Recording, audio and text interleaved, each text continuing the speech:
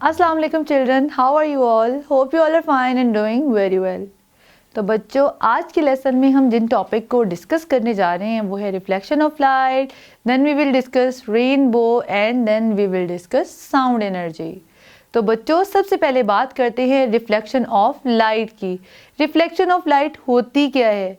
जब लाइट किसी ऑब्जेक्ट से टकरा कर वापस आपकी तरफ बाउंस बैक होती है। मैं एक छोटी सी एग्जांपल दूंगी। जब आप शीशे के सामने खड़े होते हैं, ठीक है, तो शीशे की जो सरफेस होती है वो स्मूथ होती है, वो शाइनी होती है। जब आप मिरर के सामने खड़े हों तो आपकी बॉडी से जो लाइट टकरा के शीशे में जाती है वो शीशे से टकरा के वापस आपकी आंख में आती है, तो आपको अपना इमेज नज़र आता है। इसको कहते हैं रिफ्लेक्शन ऑफ लाइट। जो रिफ्लेक्शन ऑफ लाइट है उसके लिए ज़रूरी है लाइट का मौजूद होना। जैसे दिन के वक्त रिफ्लेक्शन ऑफ लाइट हो सकता है, जबकि डार्कनेस में ऐसा नहीं हो सकता, क्योंकि रिफ्लेक्शन ऑफ लाइट के लिए जो कॉन्सेप्ट है ये बेस ही लाइट पे करता है। अगर लाइट मौजूद हो तो ही लाइट रिफ्लेक्ट करेगी। मैंने आपको एग्जांपल दी मिरर की। जैसे आप मिरर के सामने खड़े हों, आपकी आंख से जो रे ऑफ लाइट शीशे से टकराती है, वहाँ से टकरा के बाउंस बैक होके आपकी आंख में दोबारा वापस आती है, तो आपको अपना अक्स नज़र आता है, आपको अपना इमेज नज़र आता है। ठीक है जी, इसी को कहते हैं रिफ्लेक्शन ऑफ लाइट। अब बात करते हैं रेनबो की। रेनबो क्या होती है और ये कैसे बनती है? रेनबो का कॉन्सेप्ट समझाने से पहले मैं आपको एक छोटी सी एग्जांपल देना चाहती हूँ। हम एग्जांपल में डिस्कस करेंगे। सबसे पहले हम लेंगे एक छोटा सा प्रिज्म। प्रिज्म ग्लास का बना हुआ 3 डायमेंशनल छोटा सा पीस होता है। आपने एक प्रिज्म लेना है, उसके बाद आपने एक कार्डबोर्ड लेना है, उसमें अपनी पेंसिल से एक छोटा सा सुराख करना है और उसको एक प्रिज्म के सामने रख देना है, और ऐसे रखना है कि उस सुराख में से रे ऑफ लाइट लाइक सन रे की जो है वो आ रही हो और वो स्ट्रेट लाइन में आ रही हो। जब वो स्ट्रेट लाइट जो है वो आपके प्रिज्म पे जाती है तो आपने उस प्रिज्म को ऐसे रोटेट करना है, इस एंगल पे रोटेट करना है कि आपको 7 डिफरेंट कलर जो हैं लाइट के नज़र आना शुरू हो जाएं। वहाँ पे आपने उसको स्टॉप कर देना है। इसी कॉन्सेप्ट को लेके चलेंगे। मैं आपको बस समझाऊंगी कि जो रेनबो होती है वो कैसे बनती है। जी तो बच्चों, जो वाइट लाइट होती है वो 7 डिफरेंट कलर से बनी होती है, जिसमें violet, indigo, blue, green, yellow, orange, red. ठीक है, ये 7 डिफरेंट कलर्स होते हैं लाइट के। जो वाइट लाइट होती है जिसमें सनलाइट भी आती है वो 7 डिफरेंट कलर से मिलके बनी होती है। रेन के बाद जो है वो आपने रेनबो देखी होगी। तो वो रेन के बाद ही क्यों बनती है? वो इस वजह से बनती है कि रेन के बाद कुछ वाटर ड्रॉपलेट्स जो होते हैं वो एयर में सस्पेंड रहते हैं। जैसे ही सनलाइट जो होती है वो उन ड्रॉपलेट्स के अंदर से पास करती है, तो वो उस ड्रॉपलेट के अंदर से पास होके 7 डिफरेंट कलर में डिवाइड हो जाएगी।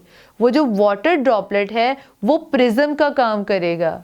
अब आपको कॉन्सेप्ट समझ आ रहा है कि मैंने आपको पहले प्रिज्म की एग्जांपल क्यों दी?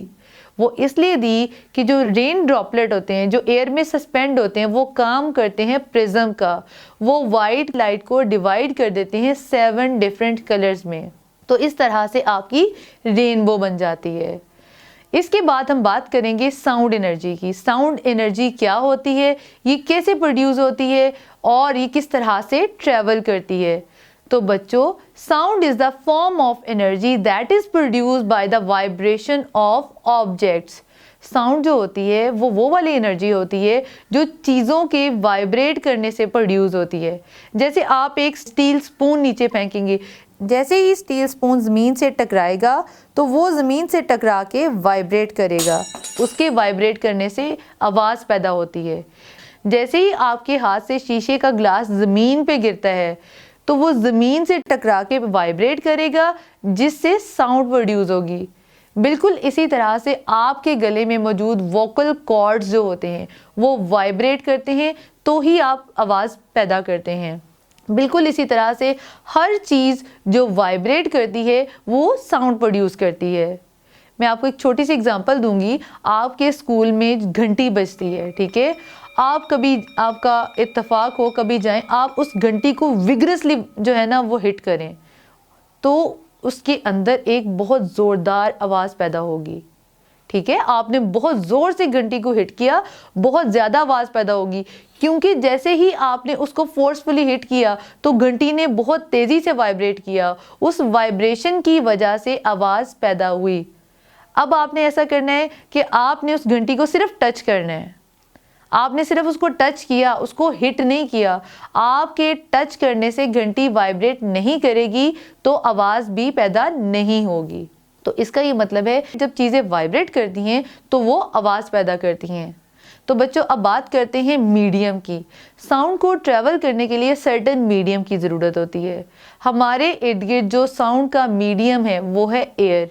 एयर के थ्रू जो है वो साउंड जो होती है वो प्रोड्यूस करने वाली बॉडी से ट्रैवल करने से लिसनिंग ईयर तक जाती है।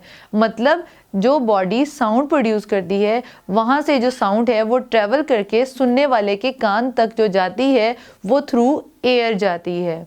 आपको एक और मैं जो है वो कॉन्सेप्ट यहाँ पे इंट्रोड्यूस कराना चाहती हूँ जिसको हम एको बोलते हैं।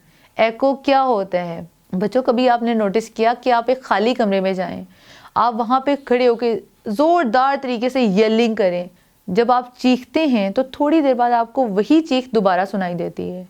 क्या आपने कभी गौर किया कि ये चीख आपको दोबारा सुनाई क्यों दी है?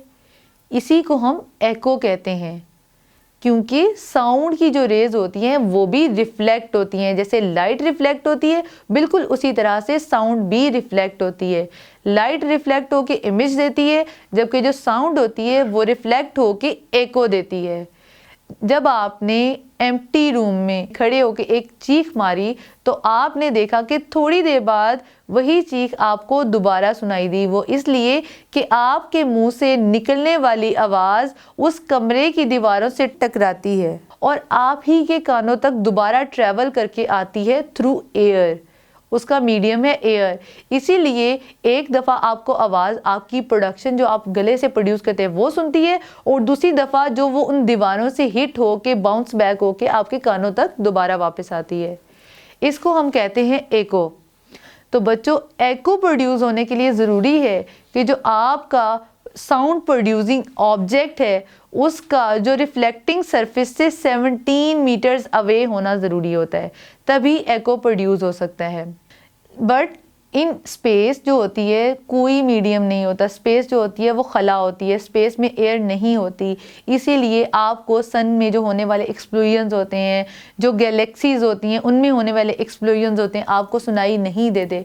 वो इसीलिए सुनाई नहीं देते कि जो स्पेस होता है वो वैक्यूम होता है, उसमें कोई गैस नहीं होती, उसमें कोई मीडियम नहीं होता।